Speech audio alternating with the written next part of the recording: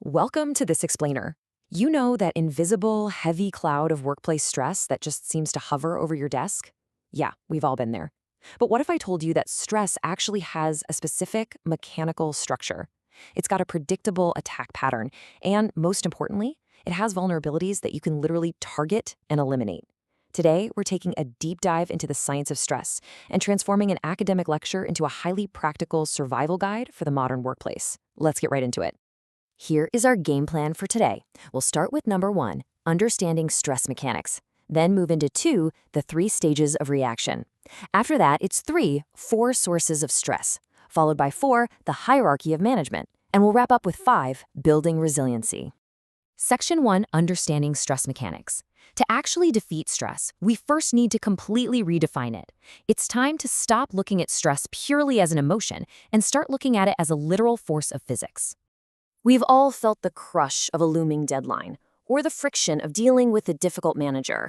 But I want you to ask yourself this fundamental question. What exactly happens when the unstoppable forces pushing you to change and adapt violently collide with the immovable forces resisting that change?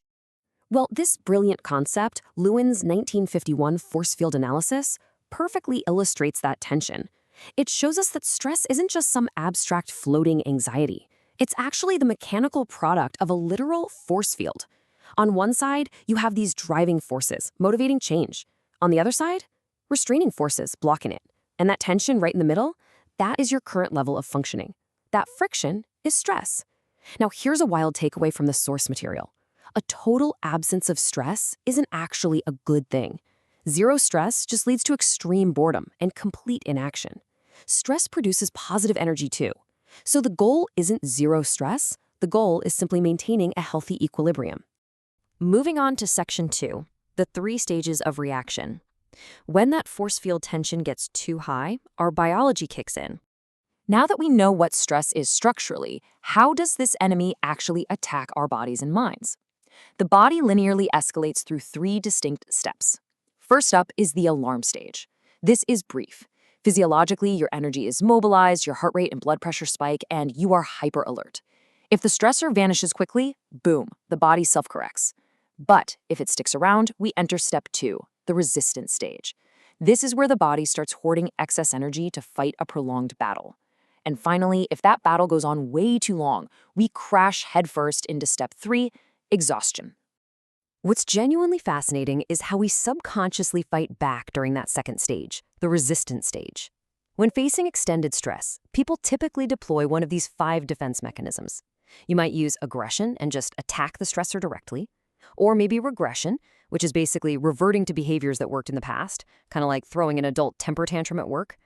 Then there's repression, where you simply deny the problem even exists. Withdrawal, where you completely, physically or mentally escape the situation. And finally, fixation, where you obsessively repeat a single response, even if it's completely failing.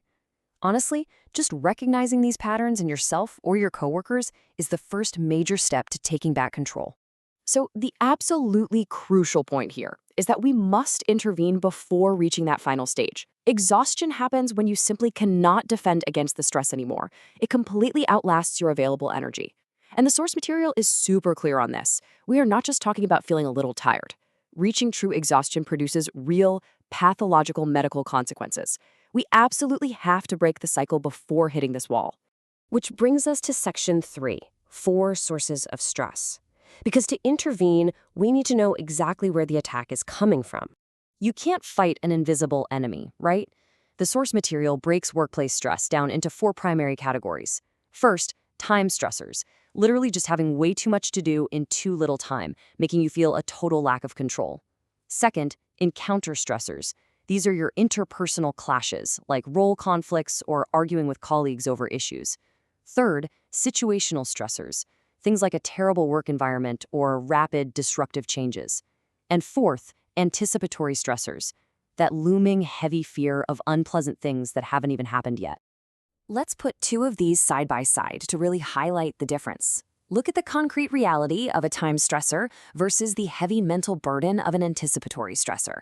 Time stress is purely logistical. It's literally a math problem of hours versus tasks. But anticipatory stress, that is entirely psychological. It's fear. And understanding this difference is vital because you cannot use a logistical solution to fix a psychological fear, and vice versa. Section 4, the hierarchy of management. This is where we launch our strategic counterattack. Okay, check out this hierarchy of approaches. Notice how it's broken into 3 distinct levels. Your absolute best case scenario is using inactive strategies. Now, these take a long time to implement, but their whole purpose is to permanently eliminate the stressors altogether. If we can't pull that off, we drop down to proactive strategies. These take moderate time and are all about building long-term resiliency. And the absolute last resort, reactive strategies. These are just immediate, short-term coping mechanisms, like taking a deep breath. Guys, you do not want to be living your life entirely in the reactive zone. So let's connect the dots here. We compare each specific stressor we just talked about with a permanent inactive strategy. If you're drowning in time stressors, you need effective time management. And counter stressors, you eliminate those by building community and emotional intelligence. Situational stressors require you to actually redesign the work environment itself. And those anticipatory stressors, the fears of the future, are systematically crushed through clear goal setting and achieving small, consistent wins. To completely wipe out time stressors specifically, we have to look at the classic time management matrix. It ruthlessly forces you to distinguish between what's urgent and what's important. Look at quadrant 1. Those are your crises. They are both important and urgent. But the real magic, that happens in quadrant 2. These are activities that are important but not urgent, things like relationship building, long-term planning, and prevention. Effective time management means spending your time right here. Focus on the results, and crucially, you've got to stop feeling guilty when you have to say no to the distractions in quadrants 3 and 4. Now, when dealing with encounter stressors, those nasty interpersonal conflicts, we look to Stephen Covey's brilliant concept of the emotional bank account. We have to shift our mindset from I to we. The research tells us that building a strong community means actively making regular deposits of trust, honesty, and kindness into the emotional bank accounts of your colleagues. Every single supportive interaction is a deposit. But beware, too many withdrawals will completely bankrupt that trust. When you shift your goal from just personal achievement to actively helping others improve, your encounter stress drops dramatically. Section 5, building resiliency. Because sometimes you just can't eliminate a stressor immediately.